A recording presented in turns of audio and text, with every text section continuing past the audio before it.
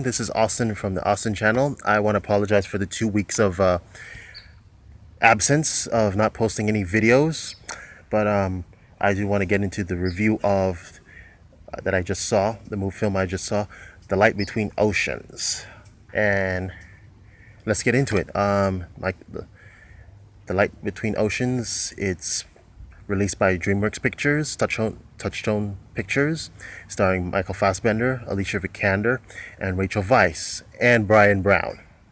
Been a while since not very often I've seen Brian Brown in a movie. Last time I saw him, he was in that god-awful Gods of Egypt, and where he's the god who gets brutally killed by Gerard Butler, and he's stabbed, and his blood is supposed to be made of gold, which more looks like cheese whiz than actual gold. I mean, like, really, it's that the special effects of that film were so horrible. But besides the point, Brian Brown is in it. He's like the big, he's like the big cheese of the town. He's like the ultra rich man of the town in Australia. And the movie starts in December 1918. It's the end of World War I, and what we understand is that Michael Fassbender is applying for this job to be the lighthouse keeper. He fought in the war. He fought World War I, and clearly you see that the war has damaged him. And he moves into this town, and he becomes a light keeper. And there he meets Alicia Vikander. Alicia Vikander likes him and says, like, I want to, see this lighthouse. And then he tells her, like, the rules are that the only way you get to see the lighthouse is if the only woman who gets to be at the lighthouse is if you're the light keeper's wife. And then she proposes to him, not the other way around. And so they get married. They move in, and thing is, Alicia Vikander's character, she has a miscarriage. Okay, she dies. The baby dies. No, she doesn't die. The baby dies. And then they get pregnant again.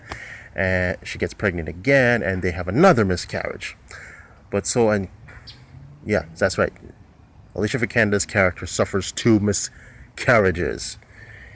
But then again, the next 2 days later, a rowboat washes ashore with a abandoned baby crying, and then the father of this baby is dead.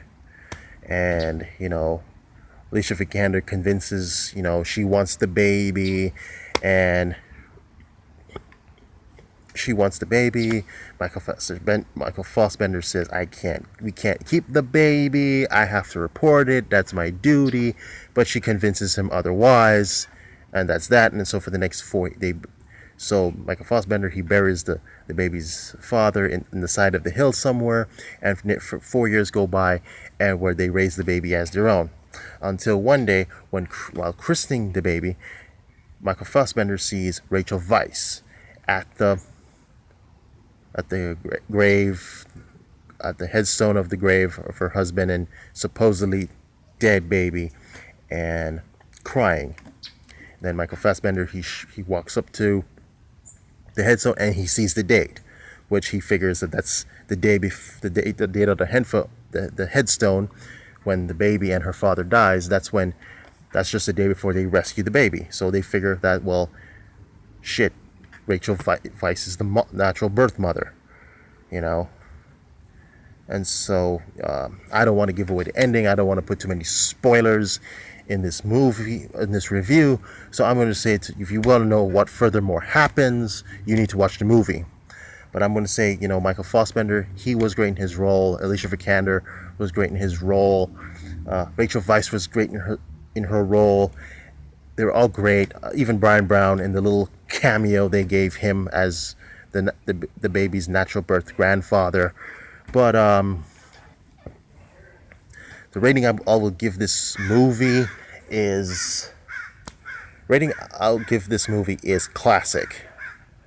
I want to say gay old time, but I'm going to say no. That'll be cheapening it. So I'm going to say classic, and I would like to see this. I know I said this in my fall preview video, but I'd like to see this movie be nominated for an Oscar.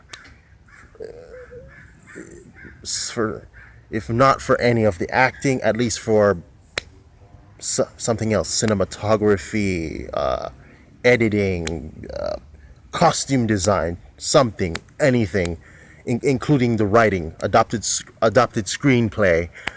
But that's my review, and you have a good one.